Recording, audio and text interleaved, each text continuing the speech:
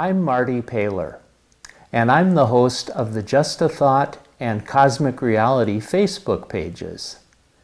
This talk is called Living Daily in Reality, and it's given by Ernest O'Neill.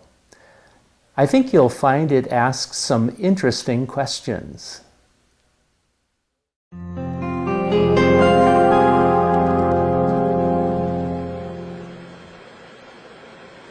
Living daily in reality, that's what we all want to do.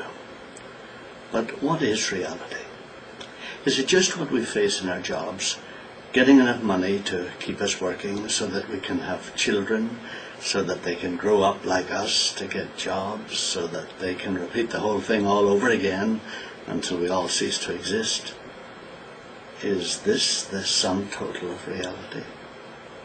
Or is there some real reality behind this world that we see around us? I'll tell you the answer I've come to, but only if we can talk a little more together so that I have the chance to explain why I think this. Reality is that you personally have a loving Father who created the universe. He made you inside His only Son so that He could live a unique life in you here on earth. That's reality. Why do I say that? Because about 2,000 years ago, there lived a man who was actually that son of the Creator of the universe.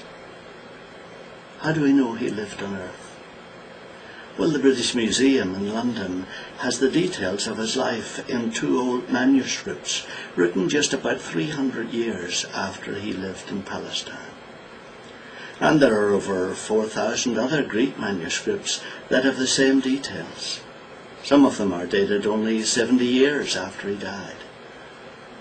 But besides these, many of the people who knew him wrote and talked about him in their books and letters. And the actual garden in Jerusalem, where he prayed his last prayers before he died, still exists in the very place it was described almost 2,000 years ago. So even though religious people have tried to turn this man into a mystical fairy tale figure, the facts of his life and history are clearer and more certain than those of any other man of that time. Reality is that he existed with the Creator before the world was made, and that was when your existence was planned. And now remember, I asked you to think with me a little longer so that you can see I'm not some kind of crazy fanatic. So why do I say all this? First, because he himself, the Son of our Creator, actually lived here on earth in the 1st century of our era.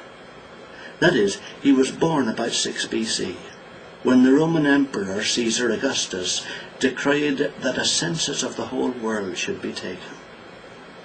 Quirinius was the governor of Syria, and a man called Joseph, who was the human father of this only son of our Maker, had to go to the town Bethlehem, where he had been born. These facts are all recorded in government records and accepted as history by dozens of contemporary writers, many of whom are not themselves religious people.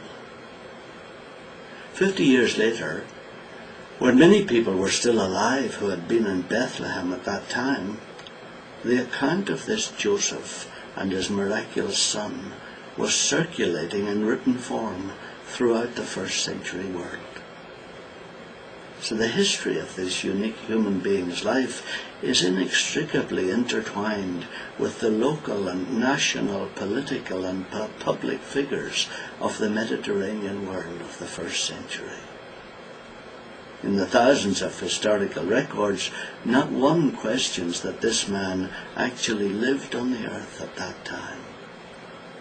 Secondly, because the history of his actions and his words has been preserved so precisely, one is compelled to respect and examine closely the authenticity of his explanation of reality. His death and return to life are attested and recorded by ordinary people and by scholars who died because of their eyewitness accounts. So the serious thinker has no option but to delve deeply into the words this person spoke about the Creator that he called Father. If you and I were actually made as part of our Creator's only Son, then our visit here on earth is only a small part of our real existence. And our whole life opens up into something far more spacious and limitless than we ever imagined. So let's think together about this again.